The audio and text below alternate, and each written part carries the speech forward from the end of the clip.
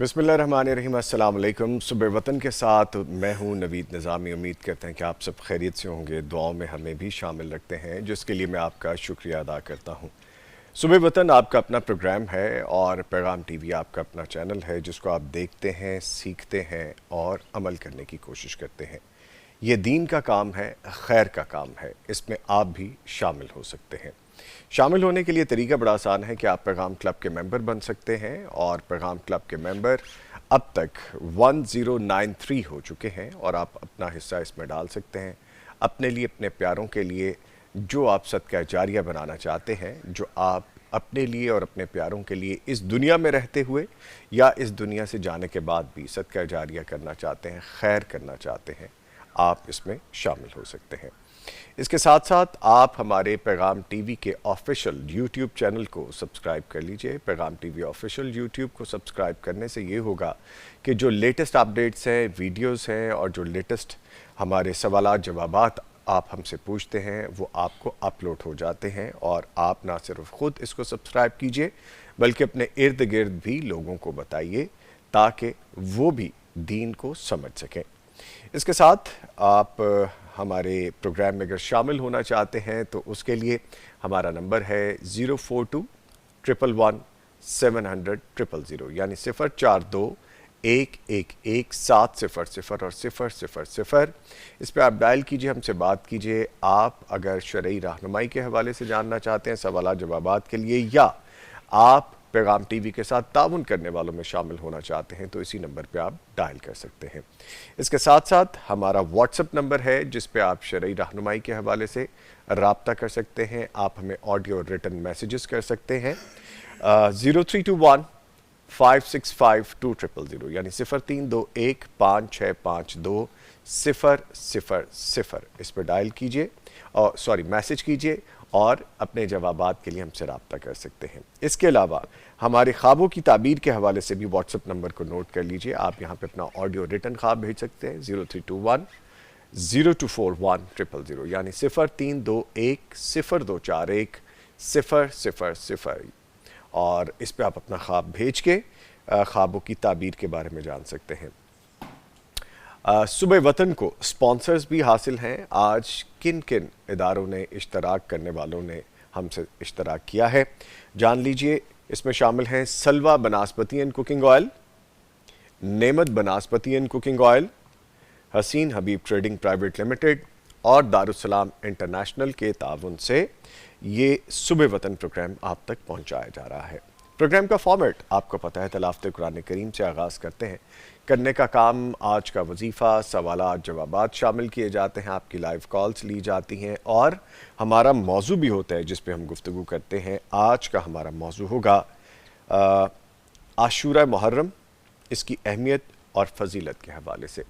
आपको पता है कि मुहर्रमुल हराम चल रहा है और ये पहला महीना है हमारे इस्लामी साल का, और इसमें वो सारी बातें, वो सारे वाक़यात और वो सारी तारीख़, वो इस्लामी तारीख़ हमें बड़ी अच्छी तरह से पता है। और हमें इस पे अमल करने के लिए, दीन इस्लाम पे अमल करने के लिए हम आशूरा के रोज़ा के हवाले से भी बात करते हैं। नॉर्मली हमारे यहाँ पे यही ट्रेंड है कि हम 9-10 मुहर्रम या 10 मुहर्रम का रोज़ा रख लेते हैं, लेकिन उसकी डिटेल हम अपने प्रोग्राम में आपको बारहा बता चुके हैं और आज भी इंशाअल्लाह बताएंगे कि सिर्फ़ एक दिन का रोज़ा ना रखिए, बल्कि उसके आगे पीछे रोज़े के हवाले से भी हम आपको बताते हैं, क्योंकि वो उसकी मुमासलत फिर कहीं और जाके गैर मज़हब में भी मिलती है, तो हम उसको फॉलो नहीं करना चाहते, या हम दुनिया भर में जो पैगाम देना चाहते हैं उसके हवाले से हम बात करेंगे। ख्वाबों की ताबीर का सेगमेंट भी है। आज ख्वाबों की ताबीर के बारे में आपको बताया जाएगा, जिसे आप जो लिख के हमें भेजते हैं या ऑडियो की सूरत में भेजते हैं, हमारे लाइव लिंक पे हमें भेज देते हैं। आज ख्वाबों की ताबीर भी आपको बताई जाएगी। अपने मुअज़्ज़िज़ मेहमानों के बारे में आपको बताते हैं। हमारे साथ मौजूद हैं क़ारी इश्तियाक़ अहमद साकी साहब, इनको खुश आमदीद कहेंगे। क़ारी साहब अस्सलाम वालेकुम। वालेकुम अस्सलाम। खैरियत से जी आप? अल्हम्दुलिल्लाह। और इनके साथ मौजूद हैं फ़ाज़िल मदीना यूनिवर्सिटी हदीस और शरई इल्म के उस्ताद, PhD स्कॉलर हैं, आपके सवालात के जवाबात देते हैं, डॉक्टर मुफ्ती मौलाना मोहम्मद अजमल भट्टी साहब, इनको भी खुश आमदीद कहते हैं। डॉक्टर साहब अस्सलाम वालेकुम। वालेकुम अस्सलाम व रहमतुल्लाह। खैरियत से आप डॉक्टर साहब? माशाअल्लाह, अल्हम्दुलिल्लाह रब्बिल आलमीन। ठीक है। क़ारी साहब प्लीज़ आगाज़ कीजिए तिलावत कुरान करीम से, फिर हम आगे बढ़ेंगे। अऊज़ु बिल्लाहि मिनश शैतानिर रजीम।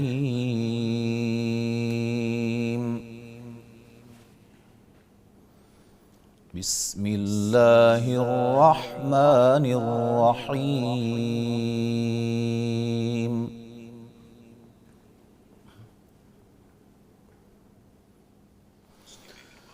یا ایہا الذین آمنوا استعینوا بالصبر والصلاة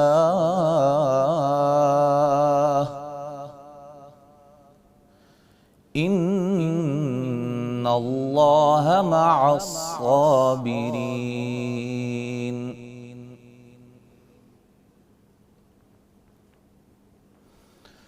ولا تقولوا لمن يقتل في سبيل الله أموات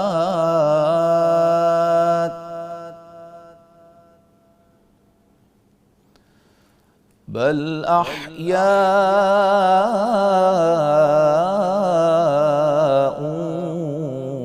ولكن لا تشعرون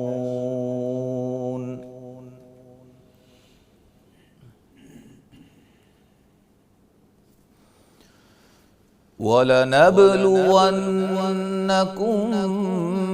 بِشَيْءٍ مِّنَ الْخَوْفِ وَالْجُوعِ وَنَقْصٍ مِّنَ الْأَمْوَالِ وَالْأَنفُسِ وَالثَّمَرَاتِ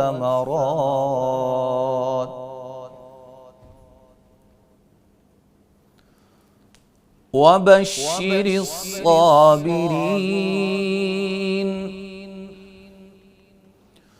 الذين إذا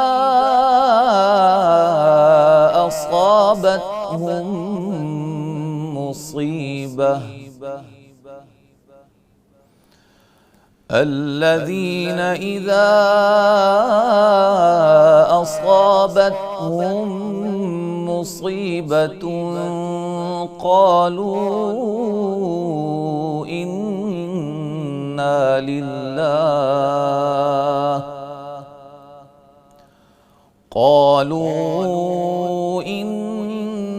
لله وإنا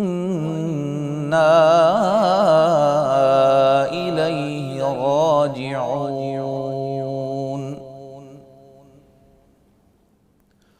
أولئك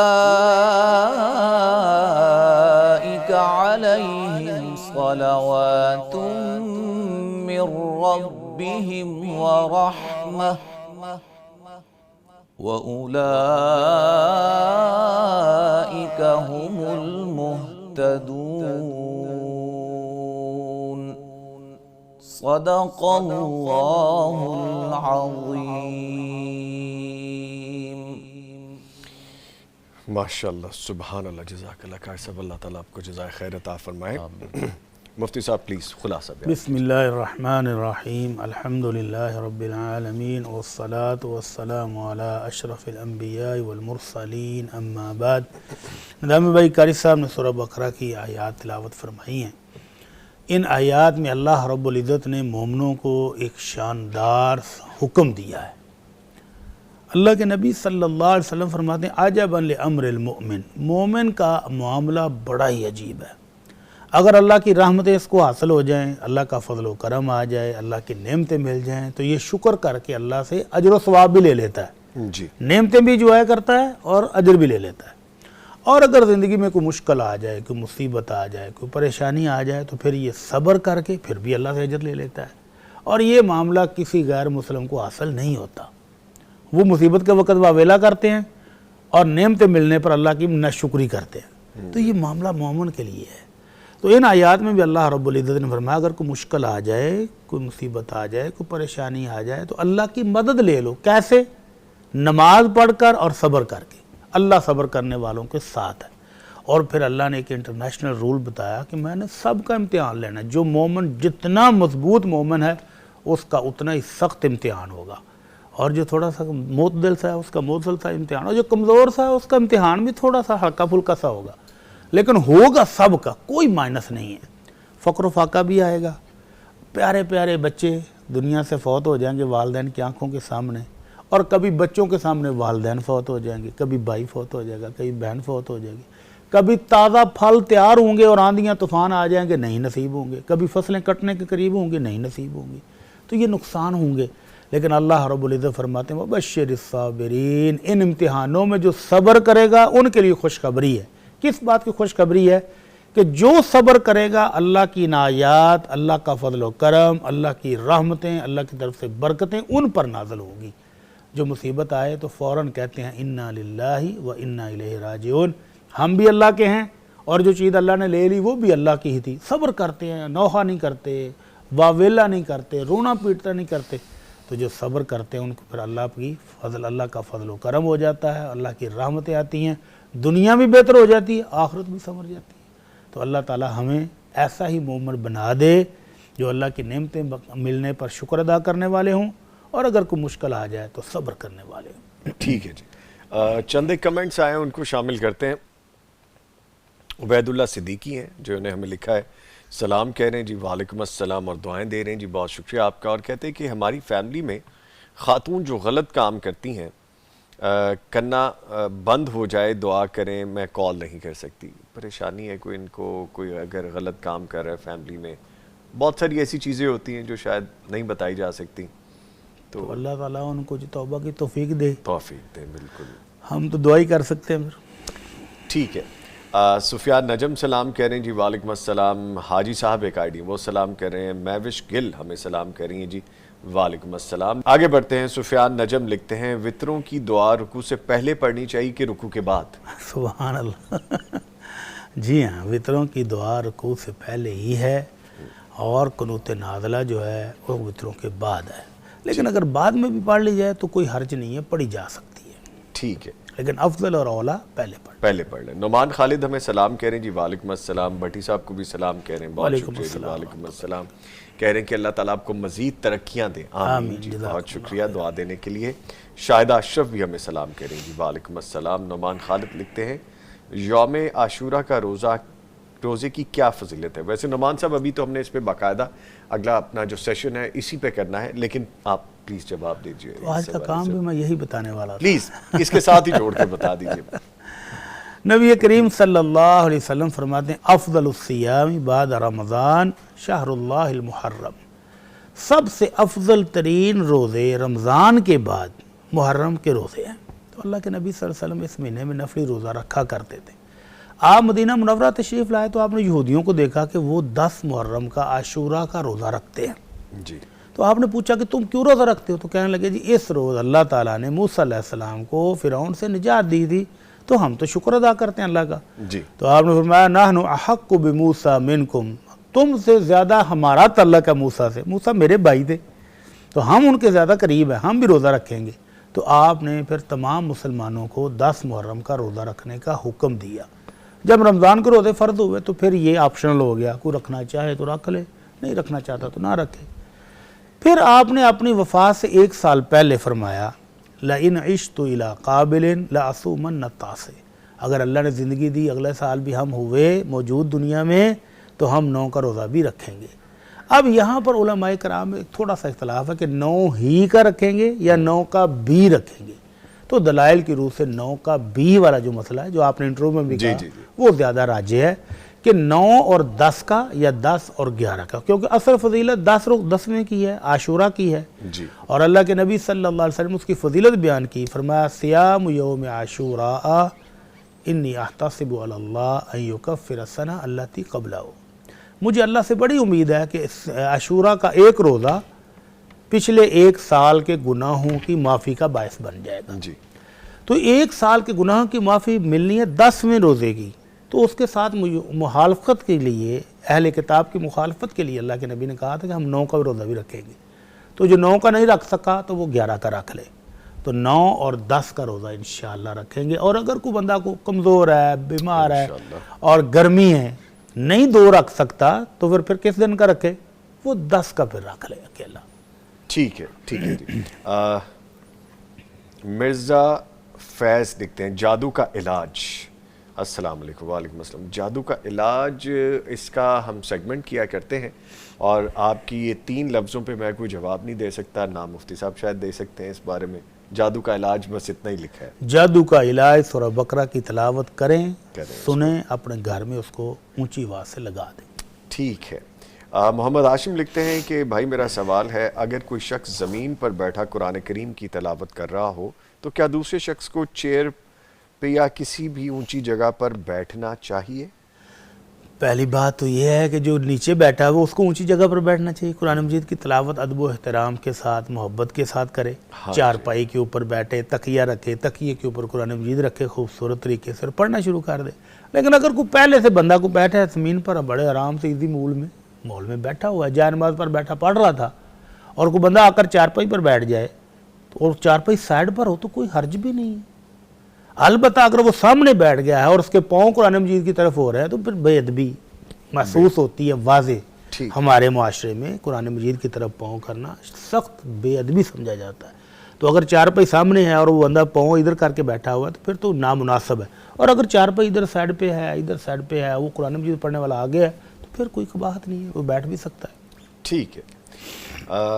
عرفان صاحب سلام کہہ رہے ہیں جی، وعلیکم السلام۔ سفیان نجم کہتے ہیں کہ رکوع سے پہلے جب ہم وتر کی دعا پڑھیں گے تو کیا ہم ہاتھ اٹھائیں گے؟ ہاتھ اٹھانے کی ضرورت نہیں ہے، ہاتھ سینے پر بندھے ہوئے ہیں۔ آپ نے سورہ فاتحہ پڑھی، اس کے بعد سورت پڑھی، اس کے بعد اسی طرح دعا پڑھیں اور دعا پڑھ کے رکوع میں چلے جائیں۔ ٹھیک ہے، عرفان صاحب دعائیں دے رہے ہیں جی ہمیں، جی بہت شکریہ۔ مفتی صاحب کو دعا دے رہے ہیں جی، بہت شکریہ۔ جزاکم اللہ خیر۔ اور عبداللہ چیمہ لکھتے ہیں کہ السلام علیکم۔ وعلیکم السلام، اور مفتی صاحب کو بھی سلام، وعلیکم اور آپ سب پر اللہ اپنی رحمت فرمائے، آمین۔ جی بہت شکریہ، thank you very much.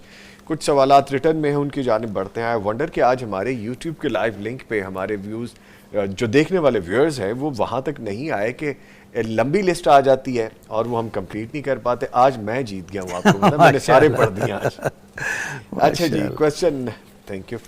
Question لکھا گیا ہے، پوچھا گیا ہے کہ دوسری بیوی اپنے خاوند کی طرف سے حقوق کی کمی کو دلی طور پر اور مطلقاً معاف کر دے تو کیا پھر بھی خاوند فالج زدہ اٹھے گا؟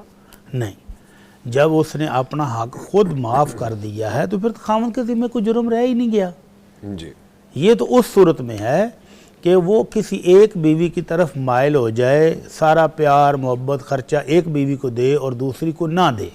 یہ پہلی دوسری کا فرق نہیں ہے، پہلی کو زیادہ دیتا ہے دوسری کو محروم کرتا ہے، یا دوسری کو دے اور پہلی کو محروم کرے تو پھر اس کی سزا یہ ہے کہ وہ قیامت والے دن ایک سائیڈ اس کی فالج زدہ ہوگی بطور علامت کہ یہ تو یہ مجرم ہے۔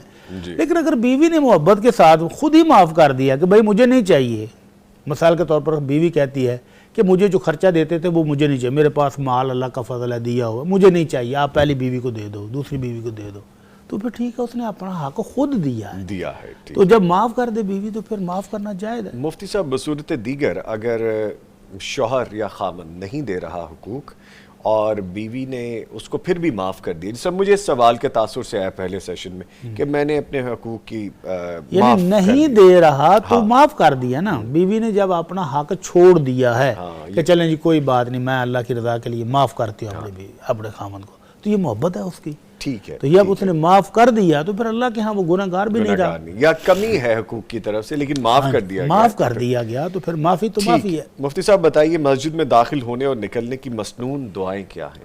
ماشاءاللہ مسنون مختصر دعا تو ہم سب کو ہی پتہ ہے، اللہم افتح لی ابواب رحمتک جاتے ہوئے جی، اور واپس آتے ہوئے اللہم افتح لی ابواب فضلک۔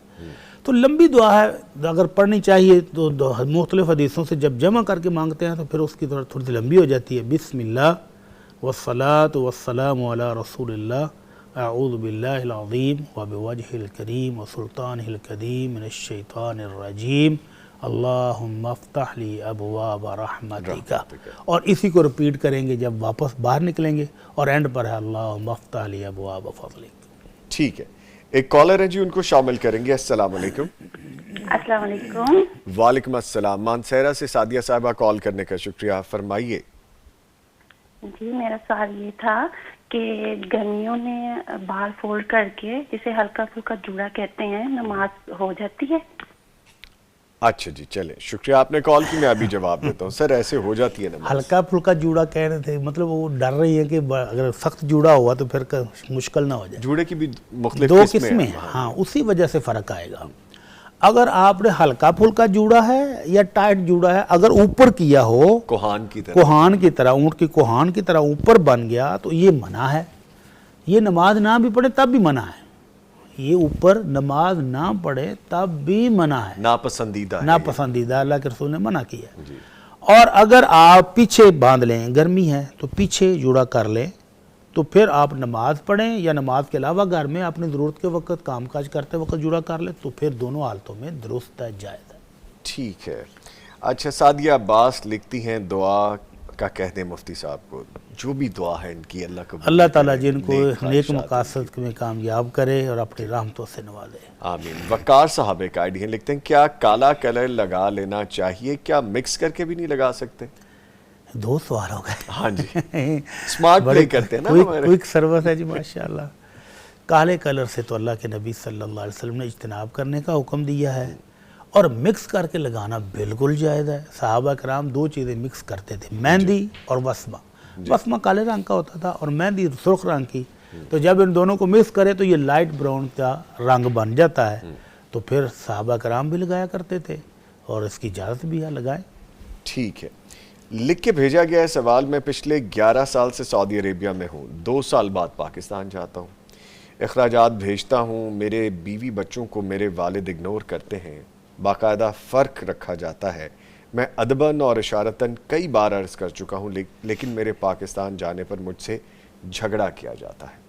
اب مجھے یہ اظہار ان کے سامنے ادب سے پیش کرنا چاہیے یا پھر ایسے ہی چھوڑ دینا چاہیے؟ اللہ اکبر، اللہ اکبر. انعامی بھائی، یہ جو دیار غیر میں بیچارے روٹی کمانے کے لیے جاتے ہیں نا، جی، ان کے لیے بے شمار مسائل ہیں. ایک تو بیوی بچوں سے دوری، یہ بہت بڑا صبر کا امتحان ہے. جس طرح مرد کا امتحان ہے، بیوی کا اس سے زیادہ امتحان ہے. بیوی کا ہر بندہ نظروں میں ہے، سسر بھی دیکھ رہا ہے، بہنوئی بھی دیکھ رہا ہے، جیٹ بھی دیکھ رہا ہے، دیور بھی دیکھ رہا ہے، سب سے زیادہ نکتہ چینی صاف کر رہی ہے. اس بیچاری کی زندگی تو ایسے جیسے جیل میں ہوتی ہے. اور بچے والد کی شفقت کے بغیر جو پال رہے ہیں، اس کی میں ایک مثال دیتا ہوں. ہم جب مدینہ منورہ میں تھے نا، تو ہمارے پاکستانی کچھ بھائی ٹیلر تھے وہاں پر.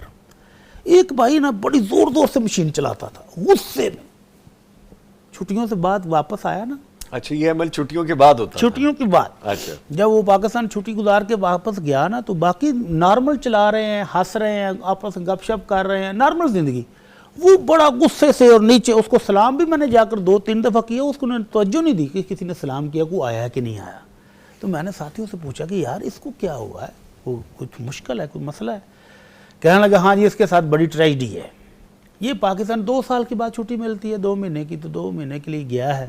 تو جوائنٹ فیملی ہے، بہن بھی ہے، بھائی بھی ہے، ان کے بھی بچے ہیں، سارے اکٹھے رہتے ہیں. تو اب المیہ یہ ہے کہ اس کے بچوں کو یہ پتہ ہی نہیں ہے کہ یہ ہمارا باپ ہے. اللہ اکبر. وہ دوسرے بچے اگر ماموں کہتے ہیں تو اس کے بچے بھی اس کو ماموں کہتے ہیں. دوسرے بچے اگر چچا کہتے ہیں تو وہ بھی چچا کہتے ہیں. اس بات پر یہ اتنا رویا ہے، اتنا غمگین ہے. کہتا ہے یار کوئی زندگی ہے، کما کے پیچھے بھیجے جا رہے ہیں، اور اپنے ہی بچے باپ کو نہیں پہچانتے. تو یہ ایک بہت بڑی ٹریجڈی ہے ان لوگوں کے لیے جو بیچارے کمائی کے لیے باہر بیٹھے ہوئے ہیں. صرف وہی برداشت نہیں کر رہا ہے، ان کی بیویاں ان سے کئی گنا زیادہ برداشت کر رہی ہیں. جیسے میں نے ابھی کہا کہ سسر بھی اچھا سلوک نہیں کرتا، ساس بھی نکتہ چینیاں کرتی ہے، نند بھی کرتی ہے، دیور جیٹ بھی اچھا نہیں سمجھتے، اور ان کے بچوں کو ایسے پیار دیتے ہیں جیسے کوئی یتیم نہیں ہوتا. تو ان بھائی صاحب کو چاہیے کہ والدین سے ریکویسٹ کرنے کی بجائے کوشش کر کے اپنے بیوی بچوں کو اپنے پاس بلا لیں. اگر یہ ممکن نہیں ہے تو جتنی کمائی کرنی تھی کر لی ہے. آپ پاکستان میں بھی اللہ نے روزی کے نظام رکھا ہوا، ادھر آ جائیں. اگر یہ بھی نہیں کر سکتے تو پھر ان کو والدین کے سامنے شفقت کے ساتھ، محبت کے ساتھ، احترام کے ساتھ جو بیوی پر ظلم ہو رہا ہے اس کا اظہار لازمی کرنا چاہیے، اور اس کی تلافی کرنے کی بھرپور کوشش کرنی چاہیے. اور اگر والدین شفقت کرنے میں مجبور نہیں کرتے، ان کا اپنا رویہ ایسا ہی ہے. اور یہ رویہ اس وقت ہوتا ہے جب بیٹا دور ہو. اگر بیٹا گھر میں ہو نا تو پھر اس کی بیوی کے ساتھ ایسا رویہ رکھنے کا کوئی سوچ بھی نہیں سکتا. تو یہ ساری اس کی غیر موجودگی کی وجہ سے ہے. تو اس بھائی صاحب کو چاہیے کہ ان 2-3 حال میں سے جو حال اس کے لیے ممکن ہو وہ ضرور کرے. ٹھیک ہے. ایک کالر ہے، ان کی جانب بڑھیں گے. جی السلام علیکم. وعلیکم السلام. सुफियान साहब मुजफ्फर गढ़ से कॉल करने का शुक्रिया. फरमाइए क्या सवाल है आपका. جی جی مشتاق صاحب, مفتی صاحب اور آپ کو بھی میری طرف سے سلام. वालेकुम अस्सलाम. اور مفتی صاحب ٹھیک ہیں, طبیعت ٹھیک ہے مفتی صاحب؟ جی اللہ ہاں کا جی، شکر الحمدللہ. اچھا, تو میں نے یہ سوال پوچھنا ہے, جو ہم وضو کرتے ہیں اس سے پہلے بسم اللہ والحمدللہ ٹھیک ہے, یا بسم اللہ الرحمن الرحیم؟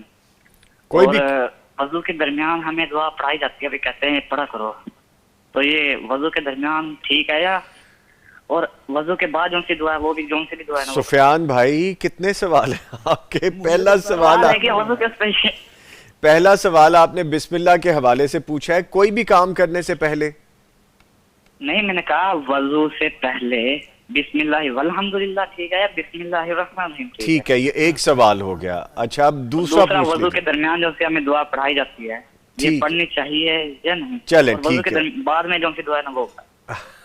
اچھا چلے ٹھیک ہے. اوکے جی, السلام علیکم سر. فرمائیے. وضو سے پہلے بسم اللہ صرف اتنا ہی پڑھنا ہے. جی بسم اللہ الرحمن الرحیم پڑھنے کا تذکرہ بھی موجود نہیں ہے وضو میں, اور بسم اللہ والحمدللہ کہنے کا تذکرہ بھی موجود نہیں ہے حدیث کی کتابوں میں. جو میری معلومات کے مطابق ہے وہ صرف بسم اللہ کہہ کر وضو شروع کر دیں, اور وضو کے درمیان میں بھی کوئی دعا نہیں ہے. وضو کے بعد اٹھ کر کلمہ شہادت پڑھیں, اشہد ان لا الہ الا اللہ وحدہ لا شریک لہ واشہد ان محمدا عبدہ ورسولہ. اس کے بعد ایک دعا ہے جامع ترمذی کے اندر, اس کی سند میں بعض لوگوں نے, بعض محدثین نے کہا کہ کمزور ہے, بعض نے کہا ٹھیک ہے. جی اللہم اجعلنی من التوابین واجعلنی من المتطہرین. تو یہ والی دعا پڑھی جا سکتی ہے اگر کوئی پڑھنا چاہے تو. ٹھیک تو یہ وضو کے بعد ہے, مکمل ہونے کے بعد. ہمیں یوٹیوب کے لائیو لنک پہ نمرہ مغل سلام کہہ رہی ہیں جی. وعلیکم السلام. حسیب احمد نے بھی ہمیں سلام کہا جی. وعلیکم السلام. معاذ علی لکھتے ہیں وطر کا صحیح طریقہ بتا دیجئے. صحیح طریقہ وہی ہے جس کے مطابق آپ پڑھ رہے ہیں. ہاں جی. عام نماز کی طرح وطر کی نماز بھی وہی ہے, کوئی اس کے اندر کوئی فرق نہیں ہے. شروع سے لے کر آخر تک وطر نماز میں اور عام نماز میں کوئی فرق نہیں ہے, سوائے اس کے کہ وطر میں آپ رکوع میں جانے سے پہلے جب آپ سورہ فاتحہ پڑھ لیں, کوئی اگلی سورت پڑھ لیں, تو اس کے بعد وطر والی دعا پڑھنی ہے, اللہم اہدنی فی من ہدیت وعافنی فی من عافیت. وہ یہ والی دعا پڑھیں اور دعا پڑھ کے رکوع میں چلیں جائیں اللہ اکبر کہہ کے. ٹھیک ہے. وقار آئی ڈی لکھتے ہیں بھائی پلیز میرا پہلے والا سوال بھی شامل کریں. جی جو پہلا سوال تھا, کیا کلر کالا لگانا چاہیے, یہ کیا مکس کر کے نہیں لگا سکتے, کیا لگا سکتے ہیں, یہ ہم نے ابھی ڈسکس کیا ہے. ہم نے اس کا سنا نہیں شاید بھائی نے, شاید سنا نہیں. ایک لائن میں فوری بتا دیں. کالا کلر لگانا منع ہے اور مکس کر کے لگا سکتے ہیں. لگا سکتے ہیں. ٹھیک ہے جی. اب دوسری دفعہ ہم نے جواب دیا, تیسری دفعہ نا اب لکھ دیجیے ایک ہی مجلس میں 2 دفعہ. 2 دفعہ. اچھا جی. محمد موسیٰ سلام کہہ رہے ہیں جی. وعلیکم السلام. عثمان بھائی ماشاءاللہ کہہ رہے ہیں عمدہ پروگرام. تھینک یو احمد جی, جزاکم اللہ خیرہ. اچھا سوال پوچھا کہ بچوں کے نام کون سے رکھے جائیں, اس میں شرعی پابندی کیا ہے؟ شرعی پابندی نہیں ہے, شرعی سجیشن ہے, جی مشورہ ہے آپ کے لیے ہدایات ہیں کہ بچے کا نام اچھا رکھیں. جیسے بیٹا ہو تو عبد الرحمن اور عبداللہ, یہ اللہ تعالیٰ کو بہت پسندیدہ نام ہے. یا وہ نام جو اللہ تعالیٰ کی صفات کے ساتھ عبد کا لفظ لگا کر بڑھایا جائے, جیسے عبد الشکور, عبد الغفار, عبد التواب, عبد الوہاب.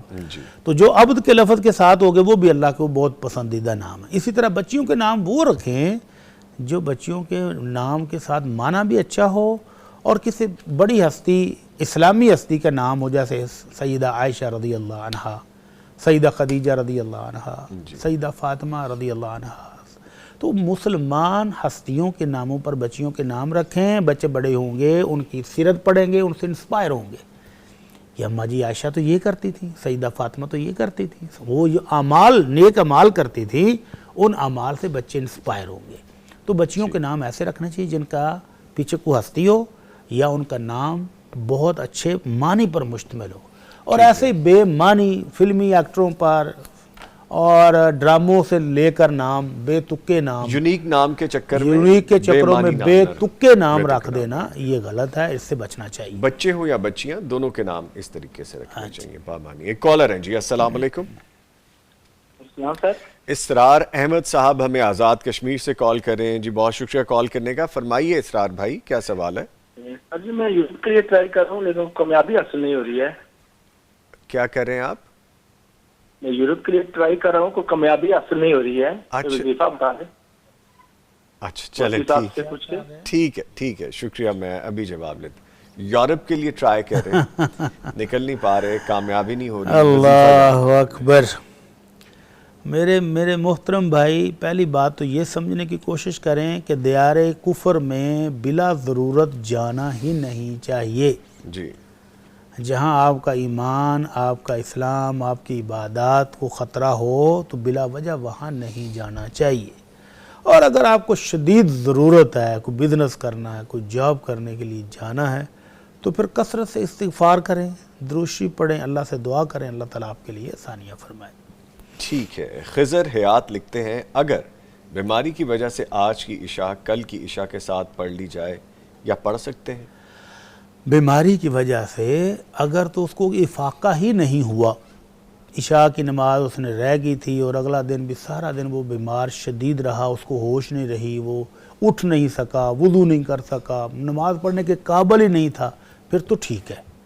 لیکن اگر عشاء کے بعد، صبح فجر کے بعد اس کو کچھ طبیعت بہتر ہو گئی، بحال ہو گئی، تو پھر نماز فوری پڑھنے کا حکم ہے. تو اس کو بلا وجہ اگلی عشاء تک جوڑنے کے لیے اس کو رکھے رکھنا یہ غلط ہے. جیسے ہی طبیعت بحال ہو وضو کرے، اور کھڑے نہیں ہوا جاتا بیٹھ کر پڑھ لیں، بیٹھا نہیں جاتا لیٹ کر پڑھ لیں، لیکن اس کو فوری پڑھنے کا حکم ہے. اس کو اتنا لیٹ کرنا کہ اگلے دن کی عشاء آ جائے درست نہیں ہے. ٹھیک ہے. سفیان نجم لکھتے ہیں ماشاءاللہ آپ کا پروگرام بہت اچھا ہے اور آپ ہمیں بہت اچھا گائیڈ کرتے ہیں. جی جزاکم اللہ خیرہ. آپ مفتی صاحب سے کہیں وہ میرے لیے دعا کریں، اللہ تعالیٰ مجھے نیک صالح اولاد عطا فرمائے اور گھر جیسی پیاری نعمت سے بھی اللہ تعالیٰ ہمیں نواز دے.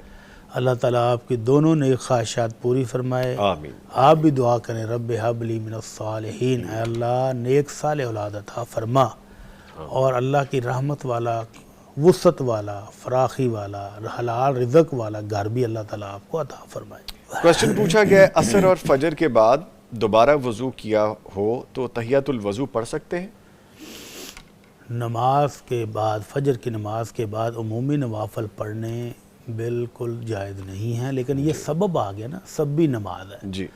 جب آپ نے وضو کیا تو ایک نیا سبب پیدا ہو گیا نماز پڑھنے کا، تو ان اوقات میں بھی سببی نماز پڑھی جا سکتی ہے، جیسے کہ طواف کے 2 رکعت پڑھے جا سکتے ہیں، جیسے کہ تحیۃ المسجد کے پڑھے جا سکتے ہیں، اسی طرح تحیۃ الوضو کے بھی نفل پڑھے جا سکتے ہیں. ٹھیک ہے. کالر ہیں جی ہمارے ساتھ. السلام علیکم. وعلیکم السلام. لاہور سے ہمیں کال کر رہے ہیں عبد الرحمان صاحب. شکریہ آپ نے کال کی ہے. پوچھئے کیا سوال ہے آپ کا؟ جی نوید بھائی کیا حال چال ہے؟ ٹھیک ٹھاک ہیں مفتی صاحب؟ ٹھیک ٹھاک ہیں الحمدللہ الحمدللہ. اللہ آپ کو خوش رکھے. اچھا میرا سوال ہے سر آپ سے، مفتی صاحب سے. جی. دل میں وسوسے چلتے ہیں رات کو جب سوتا ہوں نا، جی. تو کبھی کمرے میں چوہے وغیرہ پھرتے رہتے ہیں، کبھی چھپکلیاں، بڑی صفائی وغیرہ بھی رکھتے ہیں.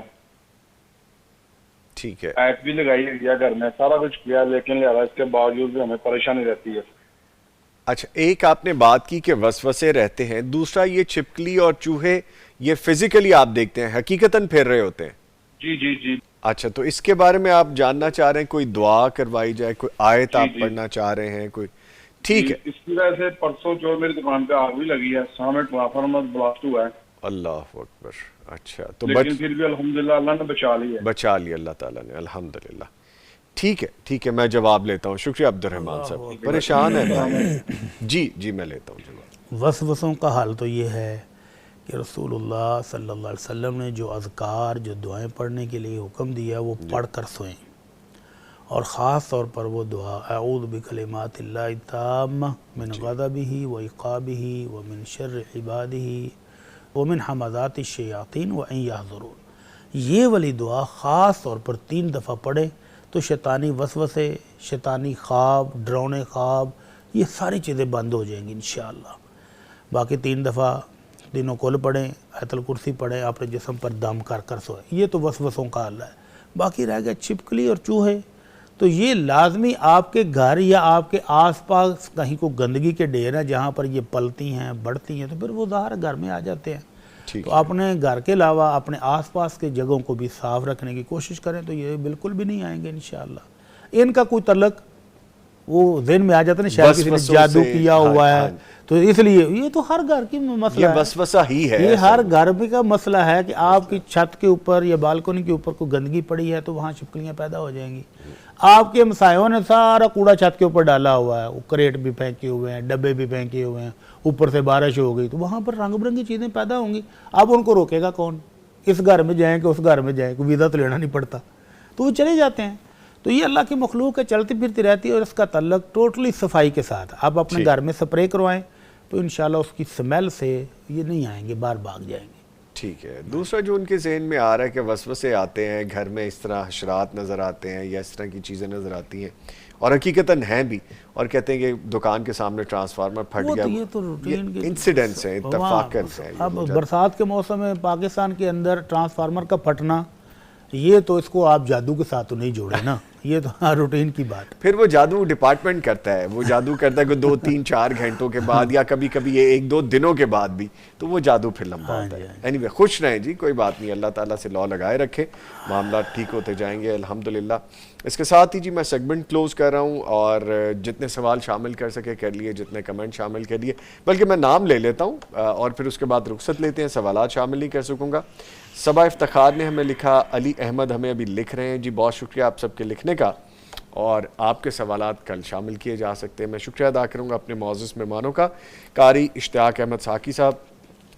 قاری صاحب آپ کے آنے کا شکریہ، تھینک یو ویری مچ، اور ہمارے ساتھ موجود رہے ڈاکٹر مفتی مولانا محمد اجمل بھٹی صاحب۔ ڈاکٹر صاحب تھینک یو ویری مچ، بہت شکریہ، آپ تشریف لاتے ہیں، چلیں ملاقات ہوتی ہے پھر بعد میں، تھینک یو ویری مچ۔ نہیں جی، اس کے ساتھ ہی یہاں پہ بریک لیں گے، بریک کے بعد جب واپس آئیں گے تو انشاءاللہ عاشورہ محرم، اس کی اہمیت اور فضیلت کے حوالے سے بات کریں گے۔ ملتے ہیں ایک شارٹ بریک کے بعد۔